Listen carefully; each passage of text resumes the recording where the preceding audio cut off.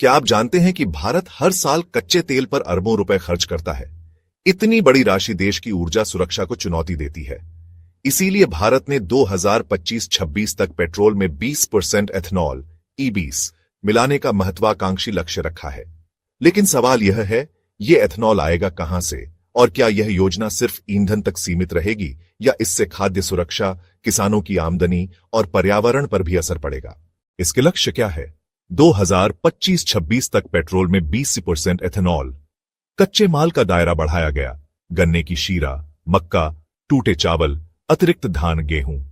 Ethanol मिश्रण कार्यक्रम (EBP) petrol में एथेनॉल मिलाकर तेल आयात पर निर्भरता घटाना। 2022 तक भारत ने लगभग 10% एथेनॉल मिश्रण हासिल किया। तेल विपणन कंपनियों (ओएमसीएस) द्वारा एथेनॉल की खरीद की गारंटी।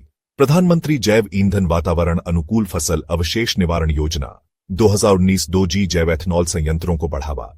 धान का भूसा, गन्ने का कचरा और लकड़ी जैसे बायोमास से एथेनॉल उत्पादन। इसके प्रमुख उद्देश्य क्या है?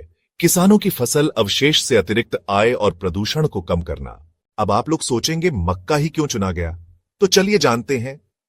पहले एथेनॉल गन्ने से बनाया जाता था, लेकिन गन्ने की खेती में बहुत पानी लगता है और सप्लाई सीमित है। इसलिए अब मक्का यानी कॉर्न को अपनाया जा रहा है। मक्का की खेती कम पानी में होती है, पर्यावरण के लिए टिकाऊ है और एथेनॉल उत्पादन के दौरान निकलने वाला DDGS प्रोटीन से भरपूर पशुचारा है।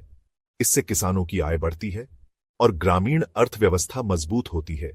साथ ही यह भारत की ऊर्जा जरूरतों को पूरा करने और कच्चे तेल पर निर्भरता कम करने में भी मदद करता है।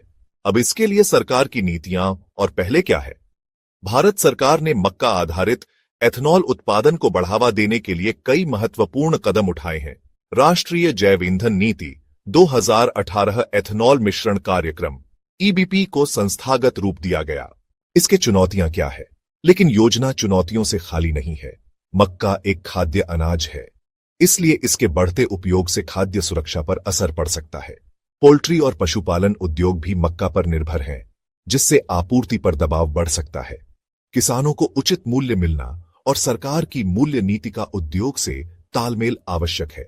इतनी बड़ी मात्रा में अनाज की आपूर्ति और भंडारण की व्यवस्था भी चुनौतीपूर्ण है। इन चुनौतियों का समाधान कैसे किया जा सकता है? इन चुनौतियों से निपटने के लिए नीति समन्वय और उचित मूल्य निर्धारण, अतिरिक्त या टूटी फसलों का उपयोग कर खाद्य सुरक्षा को संतुलित करना, नई तकनीकों के माध्यम से मक्का आधारित एथेनॉल उत्पादन को अधिक कुशल और किफायती बनाना, कृषि अवशेषों से बनने वाले सेलुलोसिक एथेनॉल पर शोध बढ़ाना।